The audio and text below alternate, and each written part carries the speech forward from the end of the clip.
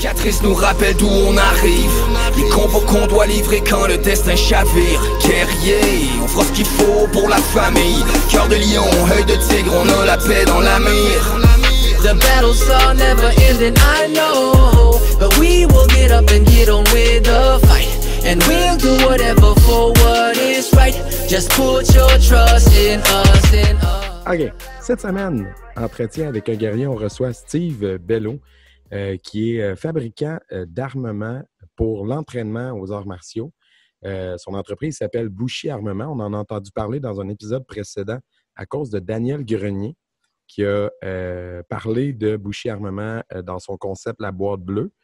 Et puis, nous, on est allé voir un peu ce que c'était. Puis on a fait, écoute, c'est un incontournable à recevoir sur le podcast. Bonjour Steve, ça va bien? Bonjour, oui, vous? Oui, ça va très bien. Écoute, on voulait savoir, premièrement, on s'en est parlé un peu hors d'onde, c'est quoi ton parcours dans les arts martiaux? À quel âge tu as commencé? D'où c'est parti un peu? J'ai commencé à l'âge de 15-16 ans dans le jiu-jitsu brésilien, un art au sol.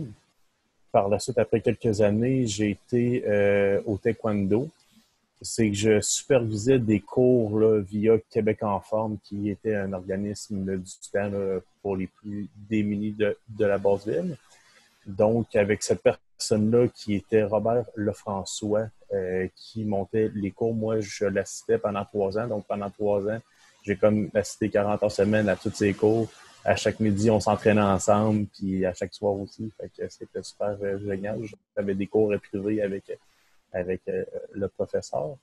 De taekwondo. De taekwondo, oui. Ouais, Puis ça, après 3 ans, tu étais rendu ceinture noire, j'imagine? Non, je suis pas une personne qui collectionne des ceintures puis des grades. Là. Souvent, je les refuse ou je change d'école ou je m'en vais faire autre chose.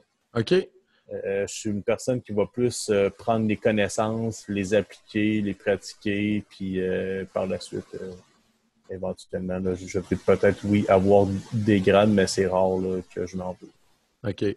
OK. Puis le Jiu, on a passé rapidement dessus, mais Oui. t'en as fait pendant combien de temps à peu près? J'en ai fait pendant 6 ans. 6 ans. Quand même.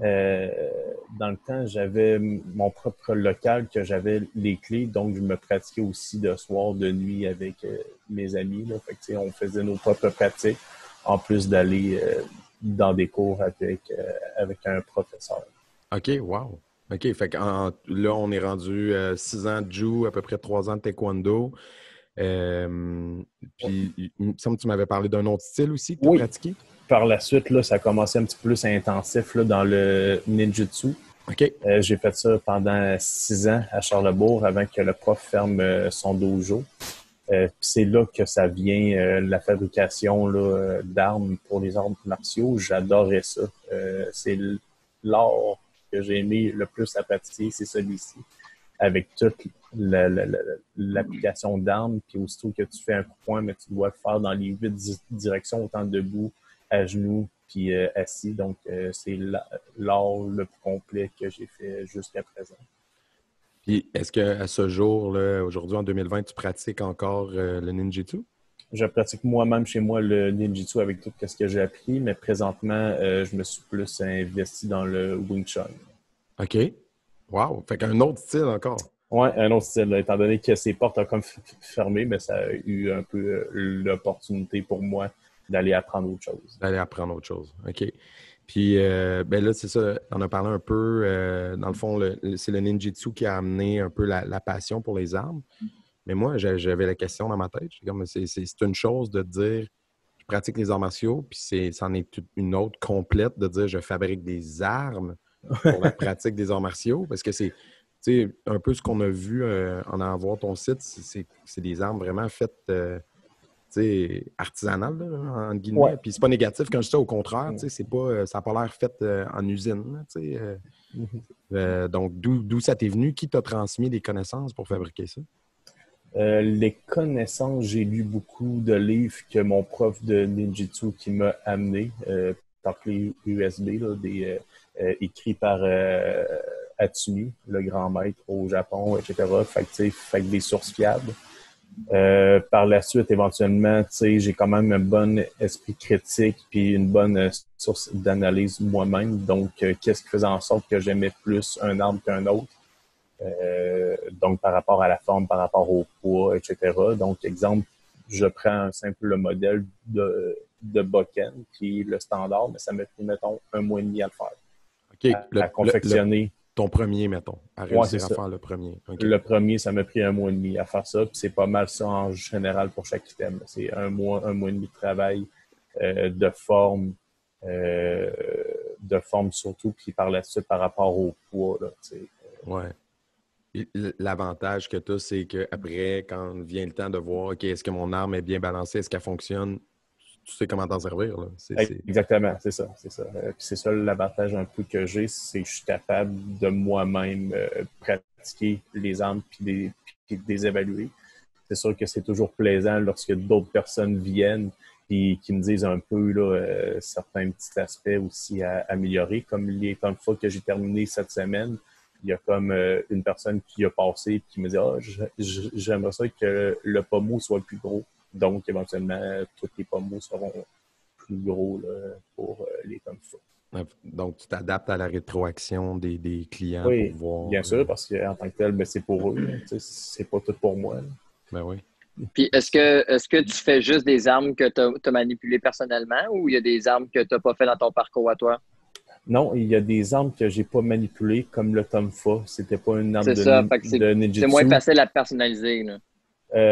Oui, exactement. Sauf, je crois que j'ai réussi à sortir un beau modèle qu'on ne trouve pas sur Internet et ailleurs. Donc, je suis persuadé que ça va bien pogner. Il est beaucoup plus large, un petit peu plus mince. En tout cas, des courbes assez intéressantes aussi par rapport à ça. Oui, tout à fait. Moi, j'aimerais ça qu'on revienne un peu parce que c'est la première fois sur le podcast qu'on reçoit quelqu'un. Non, c'est pas vrai. On a eu Shihan Leduc qui en a fait un peu du ninjutsu, mais on n'a pas parlé en détail. Mais vu que tu as mentionné le fait que c'était le style que tu avais le plus accroché, peux-tu, vu que tu en as fait plusieurs, tu es en mesure de nous faire un comparatif? Là? Qu'est-ce qui distingue le ninjutsu? C'est quoi ses particularités dans l'enseignement, dans le cursus qui est enseigné? La différence entre le ninjutsu et les autres, qu'est-ce que j'ai trouvé moi, c'est vraiment un mode de vie. J'utilise autant ma main gauche puis ma main droite depuis que j'ai commencé ça.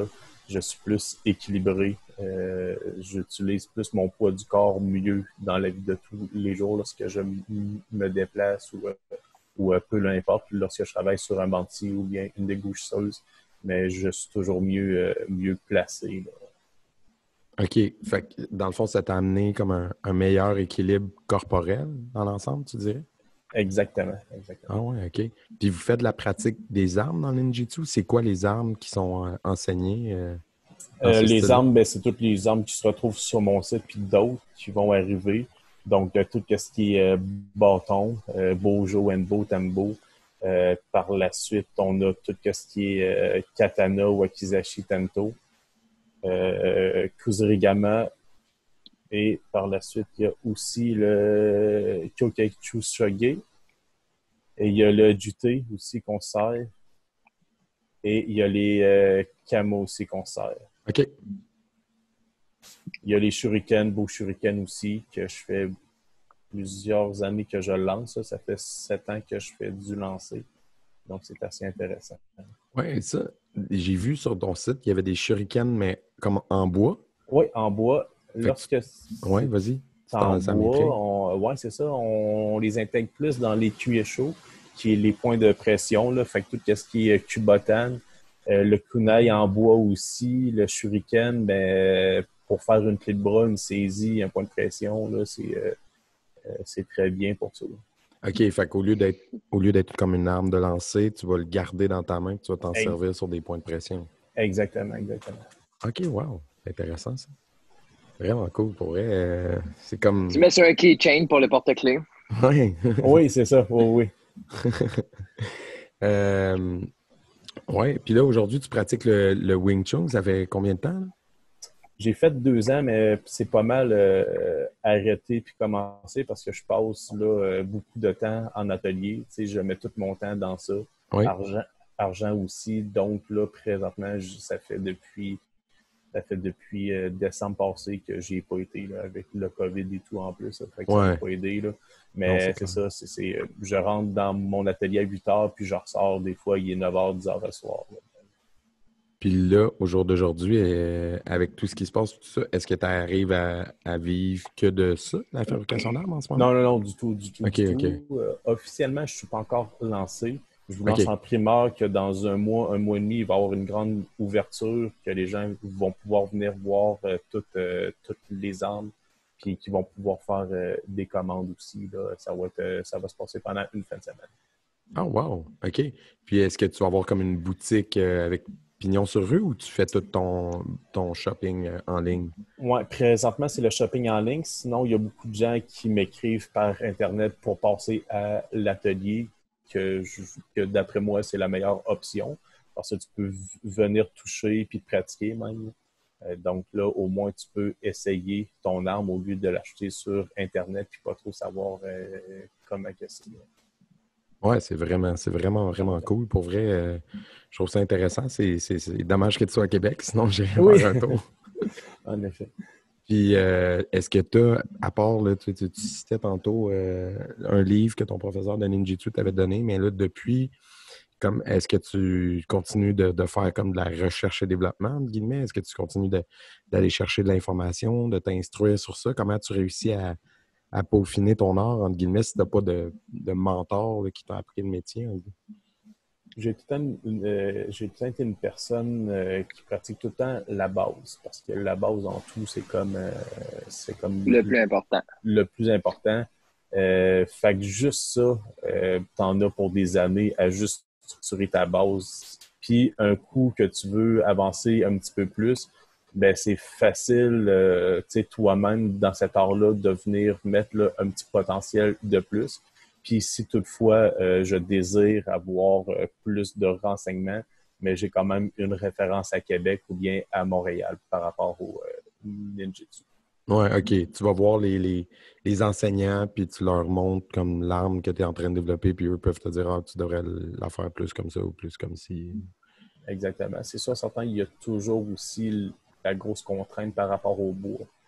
Okay. Il faut que la fibre du bois soit dans le bon sens. Il faut que ça soit un fil droit aussi pour pas que ça casse. Donc, même s'il y a certaines personnes qui disent « Ah, tu devrais faire ça un petit peu plus comme ça », ben je peux pas parce que la contrainte est le bois en soi. Là. OK. Puis c'est quoi le type de bois que tu utilises? Est-ce que ça varie selon le type d'arme ou... Le bois que j'utilise notre bois à nous, donc tout ce qui est érable, merisier, chêne, frêne. Okay. Sinon, par la suite, j'utilise aussi des bois exotiques parce que mon but, c'est d'offrir un plus gros éventail possible de tout ça pour qu'il y ait du choix pas mal. C'est sûr que la plus grosse contrainte, il ne faut pas que le bois soit mou.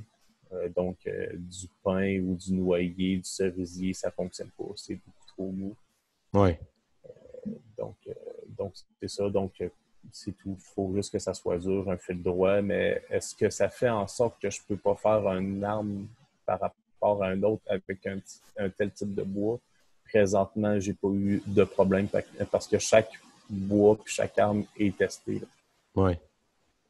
Puis là, tu en as nommé plusieurs. Fait que là, t'en as-tu d'autres qui s'en viennent que tu es en train d'essayer de développer, que tu vas offrir prochainement? Par rapport aux armes, ça, oui. Ouais. J'ai terminé le Tomfa.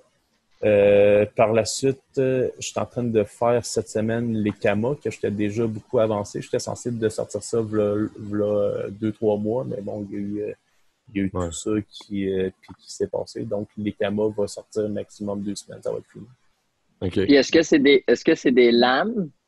Non, c'est tout en bois. Du bois. C'est ça, okay. Exactement. Mon but, c'est que ça soit pratique. Donc, on peut, là, exemple que toi, tu as un bâton puis moi, un kama, que si tu viens me frapper, que je sois capable de venir le On peut faire l'autodéfense ensemble. Là. Okay. Exactement. Du contact. Là. C'est vraiment ça. Mon but, c'est d'offrir du contact.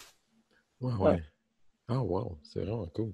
Puis les bokken, toi, est-ce que vous en faisiez de la pratique de ninjitsu? Dans le ninjitsu, vous faisiez du bokken ou c'est venu de d'autres styles?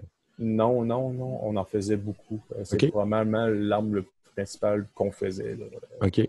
C'était ça. Est-ce que tu fais des armes de démonstration, genre des couteaux d'attaque, des fusils, des choses comme ça, ou c'est juste des armes de démonstration comme pour des katas?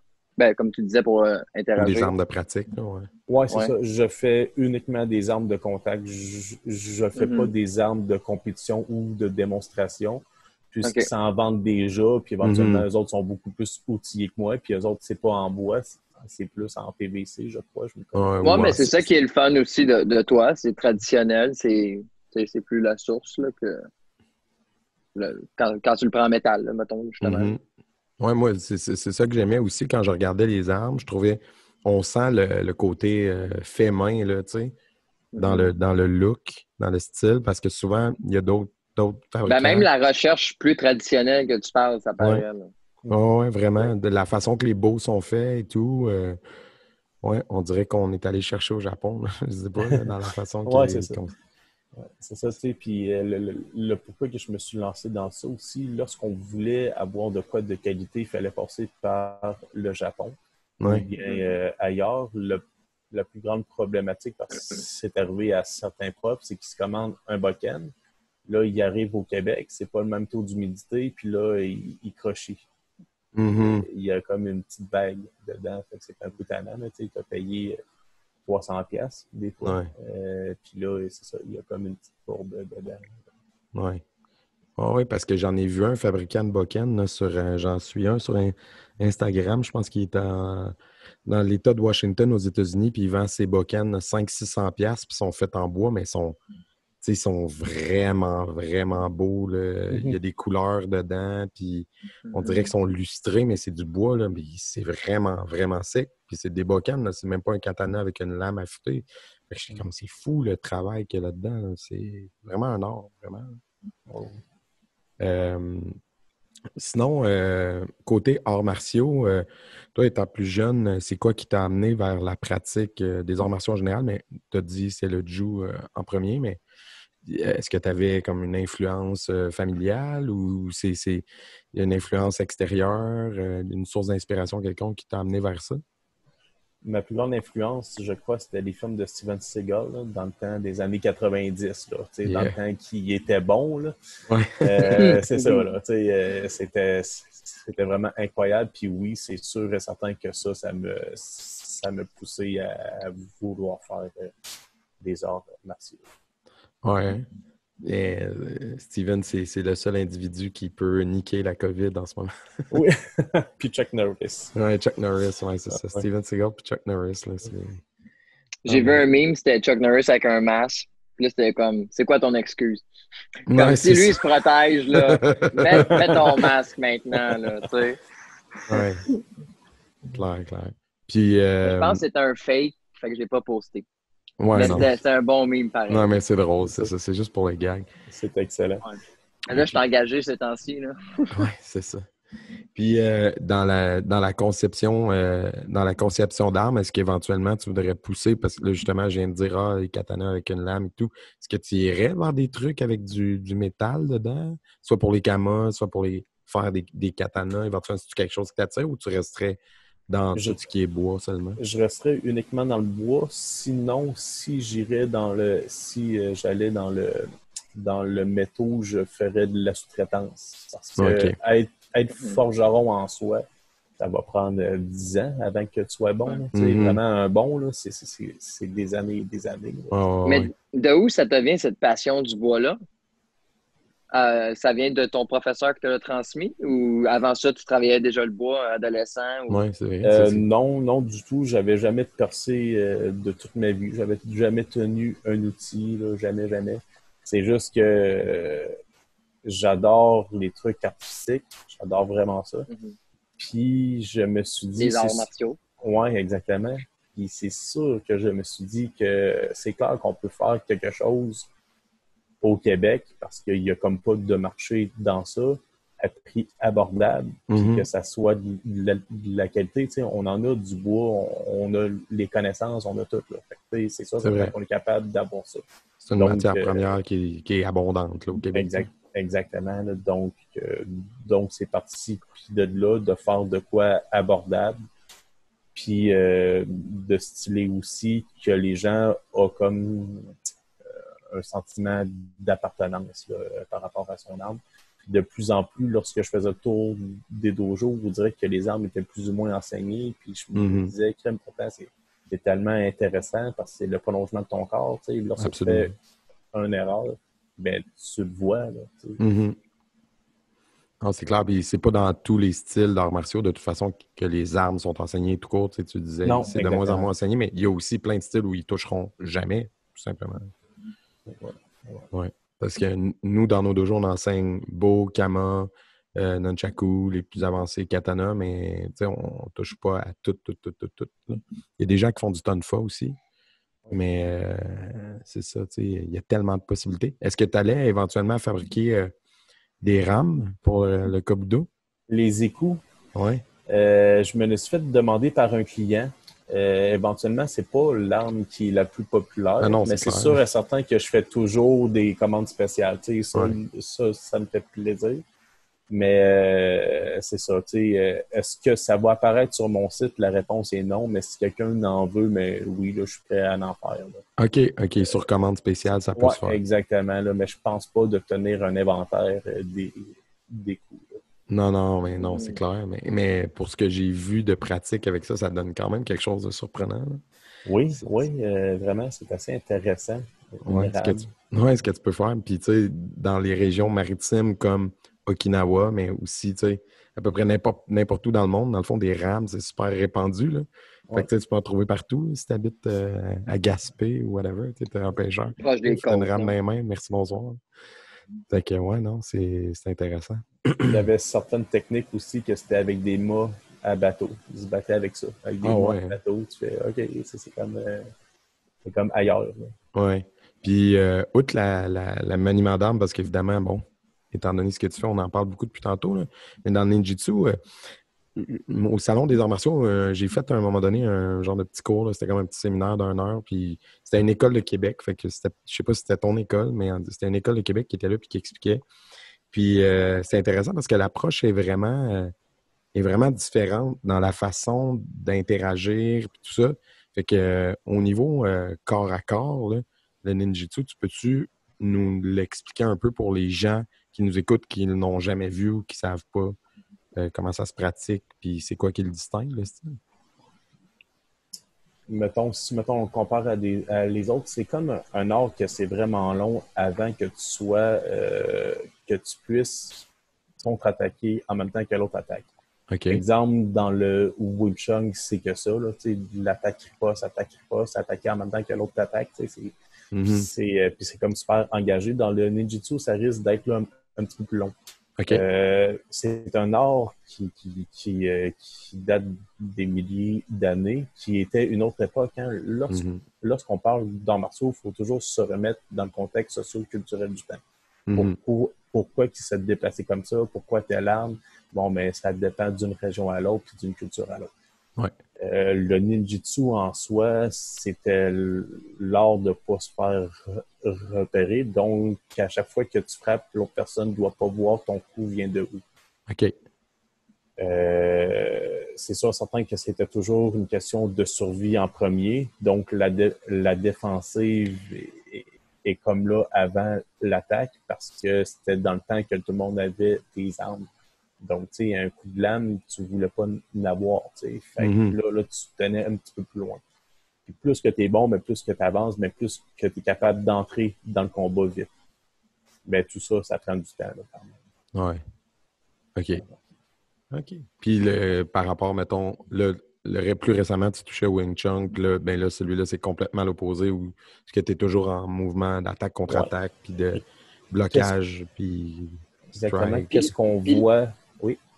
Oui, vas-y. Puis le ninjutsu, ça, c'est relié avec les ninjas, qu'eux autres étaient comme les ennemis des samouraïs. C'était-tu dans cette époque-là, tout ça? Ouais.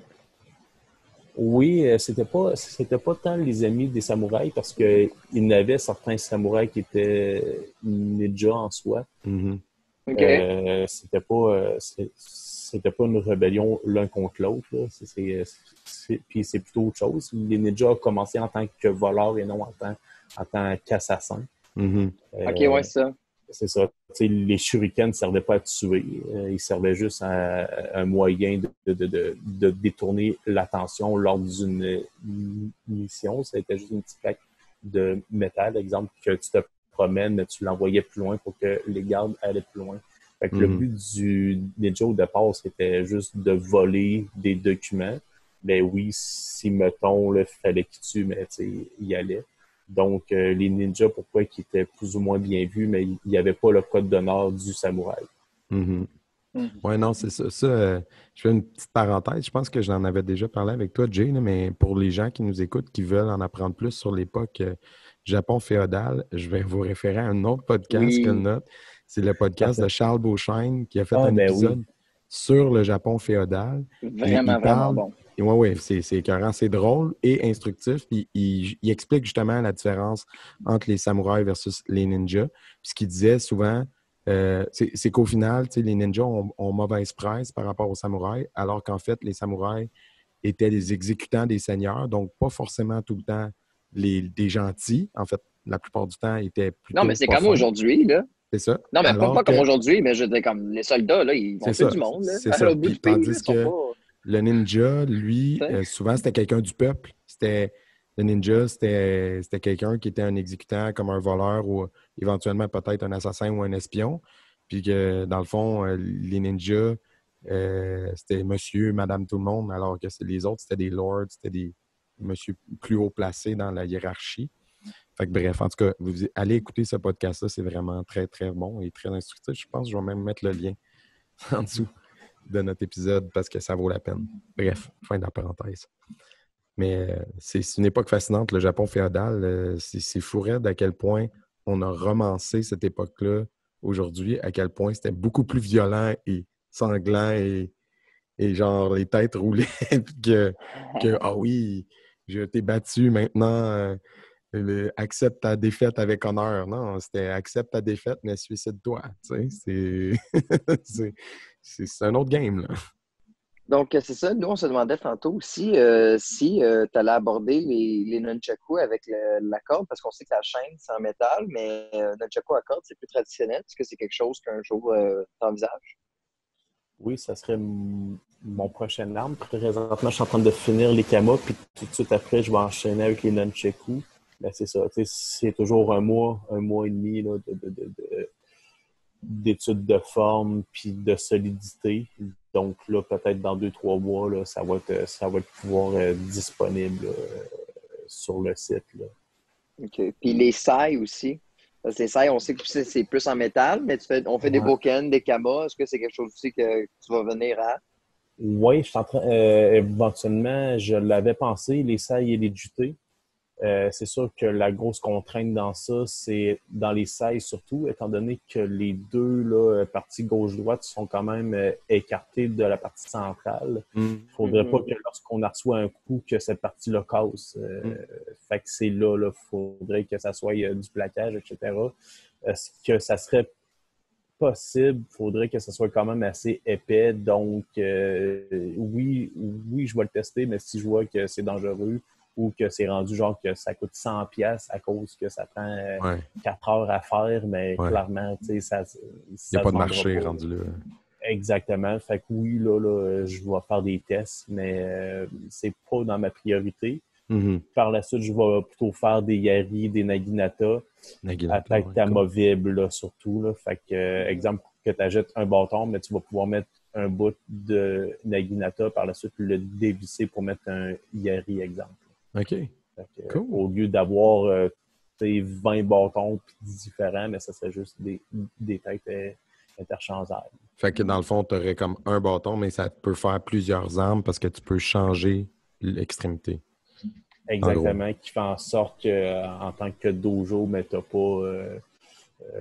pas beaucoup de place de temps en temps. Donc, là, ça va être comme plus facile à entreposer. Ouais, cool. Hey, c'est vraiment tout un univers, là. Puis j'espère qu'on a donné le goût au monde ce soir d'aller voir un peu ce que tu fais. T'as-tu des. C'est quoi tes plans pour l'avenir un peu? Où tu veux t'en aller? C'est quoi qui t'attend, là? C'est quoi les prochaines étapes? Présentement, je suis en démarrage, donc officiellement, je suis pas encore parti, mais que je fasse ma grande ouverture dans un mois et demi. Là, par la suite, mais là, par rapport aux ventes et tout ça, mais c'est sûr que si ça fonctionne bien, mais ça va être mon propre atelier, mais avoir une boutique attachée à ça. Tu sais, fait comme ça, les gens, au lieu de rentrer en deux, trois bounty, mais tu sais, il va comme avoir un local propre juste pour venir voir les armes et tout ça. Puis par la suite, là, j'en parlais tantôt un peu, là, mais de venir s'entraîner aussi là, puis dans la même boutique qui serait vraiment intéressant, qui serait plus un style d'entraînement libre. Ouais, c'est vraiment cool, ça. Écoute, je pense tout ce qu'on peut faire là, pour la suite, c'est te souhaiter bonne chance, puis espérer que on a donné le goût aux auditeurs, peu importe leur style, d'aller jeter un œil sur ce que tu fais. Mais je trouve ça intéressant quand il y a des artisans québécois qui fabriquent ça, parce que la plupart des fournisseurs qu'on a, nous, dans nos écoles, souvent, ça vient, c'est fait en Chine, à Taïwan, ou c'est fait aux États-Unis. C'est le fun qu'il y ait un fabricant d'arts martiaux québécois. Je trouve ça génial, pour vrai, là. Sans critiquer, là, c'est de qualité, c'est juste que c'est pas Non, personnalisé souvent, c'est des ça. fois, tu sais. C'est pas une critique, là. Moi, je dis juste ça dans le sens, tu sais, en ce moment, on parle beaucoup d'achat local. Fait que c'est plus dans le sens comme, Exact. wow, tu sais, génial, on peut acheter de l'équipement d'arts martiaux, mais de quelqu'un de chez nous. C'est merveilleux, là. Parce qu'avec tout ce qui se passe, ben, tu sais, si on peut encourager Québécois, tant mieux, tu sais. Fait que, écoute, Steve, on te retiendra pas plus longtemps. Il est quand même tard, mais merci d'avoir pris du temps avec nous ce soir pour nous parler de ton art et puis nous parler de ninjutsu aussi. C'était vraiment intéressant. Puis, souhaite bonne chance pour la suite, man. Merci beaucoup de l'invitation, puis ça me fait plaisir. Puis je crois qu'il va y avoir un concours pour Oui, la carte oui, cadeau. exact. Donc, ben, en fait, ce qu'on va faire, c'est qu'au moment où les gens vont écouter cet épisode-ci, le tirage va être terminé. Fait qu'on va faire un concours de partage sur nos pages pour faire connaître autant le podcast que ton entreprise. Puis, on va faire tirer un certificat cadeau de 100 $. Fait qu'il y a un chanceuse parmi nos auditeurs qui va gagner un certificat cadeau de 100 $ que tu remets, toi. Donc, c'est vraiment cool de ta part. Parmi les gens qui auront liké nos pages et partagé la publication du concours. Donc, voilà. Et écoute, sur ce, merci, puis bonne continuité. Merci bien et à vous aussi. Merci à toi, bonne soirée.